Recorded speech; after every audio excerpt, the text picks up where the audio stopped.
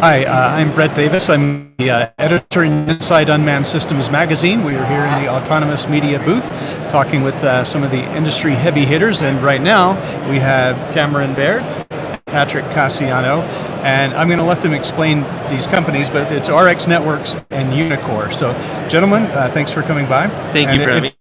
If you would quickly just tell us your titles, and then let's talk a little bit about the interchange of the company. Awesome. The interflow. Do you want to go ahead, Patrick? Sure.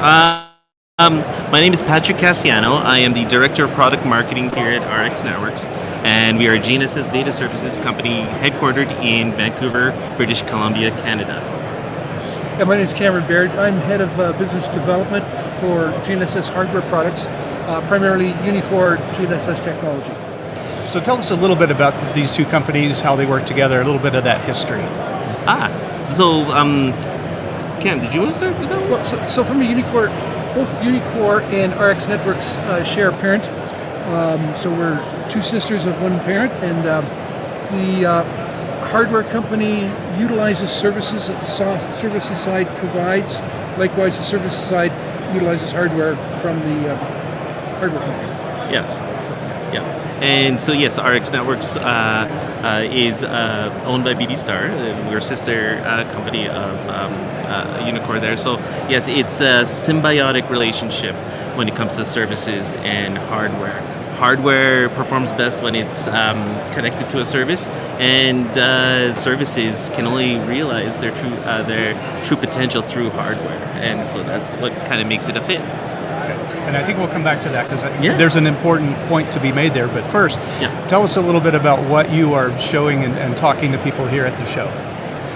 So this being primarily a drone show, even though there are other types of autonomous vehicles here, we're concentrating on our latest GNSS technology, the UM900 series products. So there's a range of positioning products, there's a range of positioning and orientation products, which are really applicable to the drone market. The UM982, it's a sort of a thumbnail-sized module. It's produced, in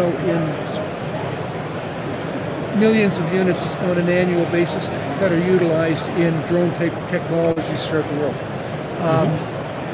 The size of the products, the power savings, cost savings of these modules make it very beneficial for integrators who are looking for high precision, RTK or service-type correction services, and easy to integrate in a small form factor.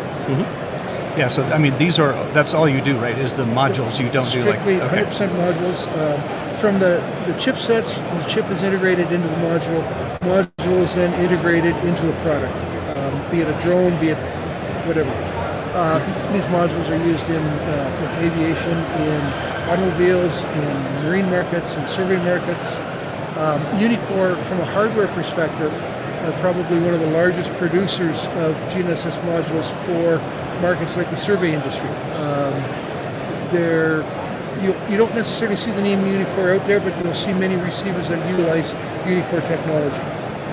And the reason that these companies have adopted this technology is because cost saving, small form factor, power saving units. And you are able to produce like sizable numbers. Is this? I don't have actual numbers, but numbers are there's many digits behind the numbers. Okay. I mean, that's an important point. For a growing industry. From a module perspective, there's a handful of companies that produce quality or produce product of certain quality at that scale. I think other things to keep in mind, I think, when you're looking at modules is the adaptability of the product to correction services, because correction services, as Patrick mentioned earlier, are extremely important to the end user. And there's pay for services, there's free services such as the Galileo Haas, which is coming up, and we've very soon, I think our next firmware build will be supporting the Haas. So that will provide centimeter to decimeters level accuracy globally for the user. Well, this is kind of where this gets back to the synergy that we touched on a minute ago. So the providing of the correction services that can accompany these modules. So talk a little bit about that, if you would. So part of RX Network's goal is to make that universal corrections service. We know that in GNSS modules, there are different positioning techniques, and there are different protocols that get applied to these corrections, and what you get is almost segmented products. So with the partner with Unicore, we know that these, with how small and how cost effective these modules are, these almost have a place in every device, mass market or high-end applications. And having a correction service in all of those just gives the buyers more options as to whatever service they want to have with that Unicore module there. So that's where we see it there. Yeah. So they could tap into the new signal that you were talking about, correction service, but up to the user. To the user. But they have the option of Yeah. going with you. Yeah. What you'll find with correction services is different areas of the world have different coverage, right? So even though you might have a global PPP solution, you might not have the connectivity to it. So you might have to use a different kind of correction service to that. RX Networks just wants to be part of that, being able to provide all of that corrections there. And this isn't a high-tech point exactly, but I believe you said that you also serve as the North American distributor. Yes. Right. So let's talk about that, because that's, again, with all the supply chain issues that we're hearing about, that seems like an important point. What we've done is, I've come on board to establish sort of a sales support service network in North America. It's a slow process, but nothing happens overnight. But part of that as well, though, is bringing the Unicore name to North America, because even though Unicore technology has been used widely in North America, people don't realize that they're using it. And so it's important to have more of a North American presence, and we're doing it all sort of under one roof of BD Star companies, so as opposed to bringing in independent distribution networks. So we currently inventory products both in Canada as well as in the US, and available. We have FAE services available now in North America, so we're getting there. So are you sort of educating the industry here at the show, and are people surprised to learn what you just said, about the technology? Yeah, we've debated. It's funny. It's interesting because we had a debate earlier. Should we be at shows like this? And that was one of our partners' question, because at the end of the day, people here are looking at drones. They're not necessarily here to buy components. I think we should be here because this is where we meet the drone manufacturers or the companies who could use our technology. Yeah, and to hammer that point home, you think about a drone without a GNSS receiver on it. It's almost unthinkable, right?